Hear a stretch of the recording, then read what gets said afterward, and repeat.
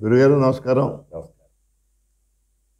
మాకు ఈవేళ మీ ముందుకి ఇంకొక చిన్న సందేహం నివృత్తి కోసం మీ దగ్గరికి వచ్చాం సార్. మాకండి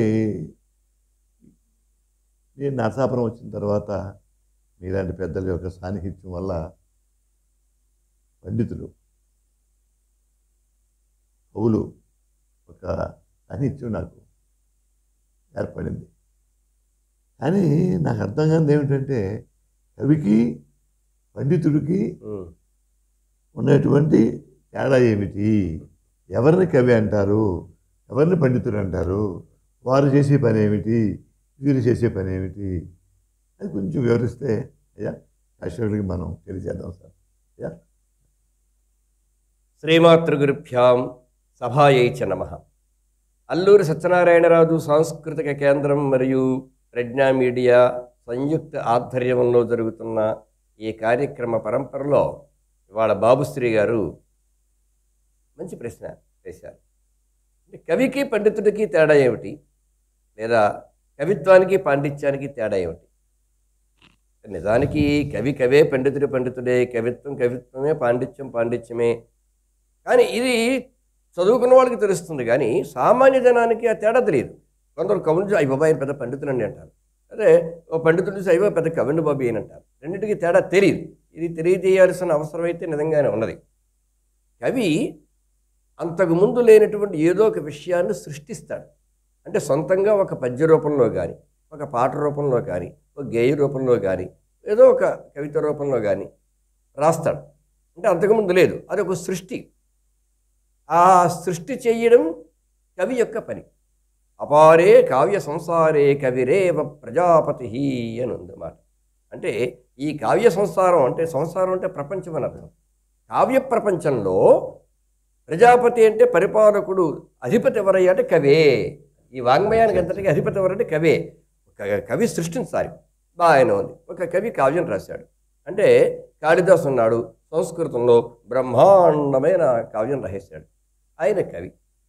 అలాగే నన్నయ్య భట్టు తెలుగులో, తెక్కన, ఎర్రన, శ్రీనాథుడు, పోతన ఇలాంటి వాడు తెలుగులో బ్రహ్మాండమైన కావ్యాలు రాసేశారు.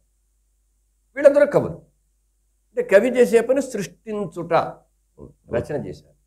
ఇప్పుడు అది మనకి అర్థం కావాలిగా జనాలందరికీ. కాళిదాసు కవిత్వం సాక్షాత్తుగా వాగర్ధావ సంపృక్తౌ వాగర్ధ ప్రతిపత్తయే జగతఃపితరౌ వందే పార్వతీ పరమేశ్వరౌ అని కాళిదాసు రాసేస్తే అది అందరికీ ఎలా అర్థం అవుతుంది? అర్థం చెప్పేవాడు కూడా కావాలిగా. ఆ చెప్పేవాడిని పండితుడు అంటారు. ఆ శబ్దం, ఏ శబ్దానికి ఆ శబ్దాన్ని విడగొట్టి ఇదిగో దీంట్లో ఉన్న అర్థం ఇది, వాగర్థములు వాగర్థావివ అంటే వాక్కు మరియు అర్థము ఆ రెండింటి వలనే ఒకదాన్ని ఒకటి విడిచిపెట్టకుండా ఎలా ఉంటాయో అలాగే ఎల్లప్పుడూ కలిసి ఉండేటువంటి పార్వతీ పరమేశ్వరులకు నమస్కరిస్తున్నాను. పార్వతీ జగత్ ఎలాంటి వారయ్యా?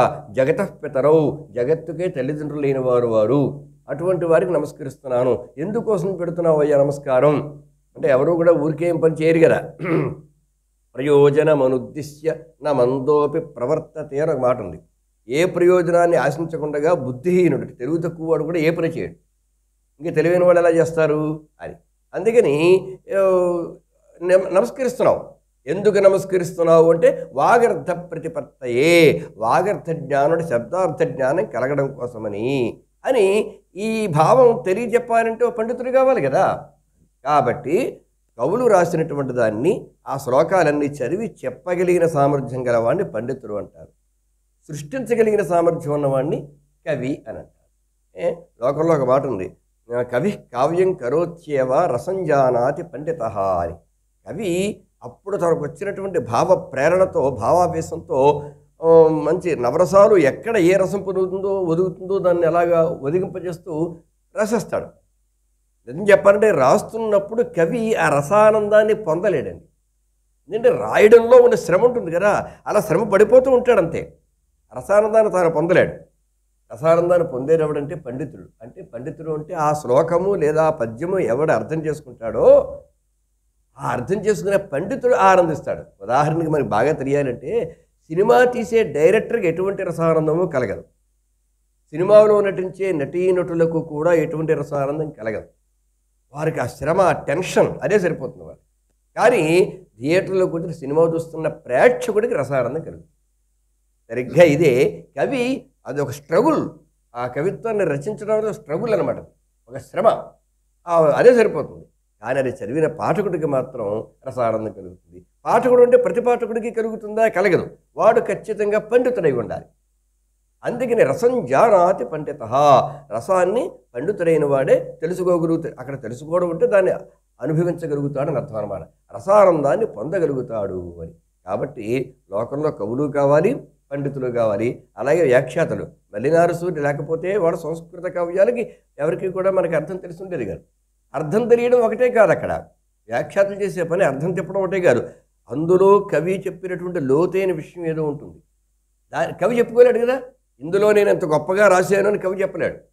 కానీ చూసారా, ఇక్కడ ఈ పదం పెట్టడం వల్ల, ఆ కాళిదాసు ఇక్కడ ఈ పదం ప్రయోగించడం వల్ల ఎంత అందం వచ్చిందో చూసారా అని వ్యాఖ్యాత బయటికి తీస్తే, ఓహో ఈ పద్యంలో ఇంత అందం ఉందా అని మిగిలిన పాఠకులకు తెలుస్తుంది.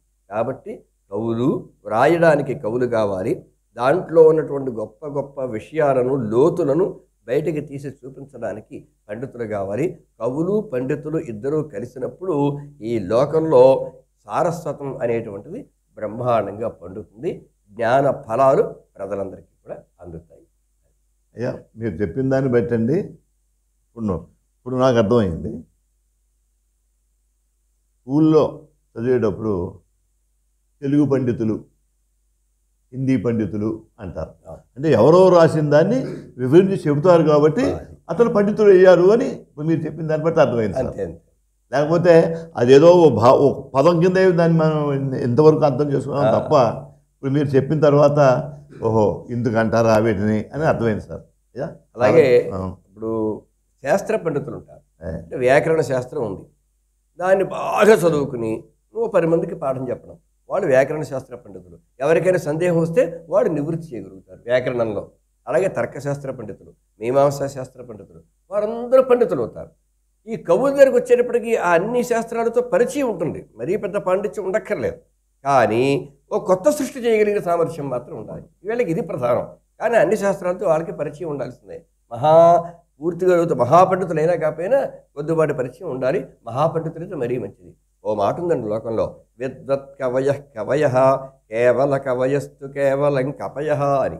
అంటే చదువుకుని శాస్త్రము భాష రెండు బాగా చదువుకుని పాండిత్యాన్ని సంపాదించి అప్పుడు కవిత్వం రాస్తే ఆ కవిత్వం మంచి తూకంగా ఉంటుంది. అందుకని విద్వత్ కవులే కవులు.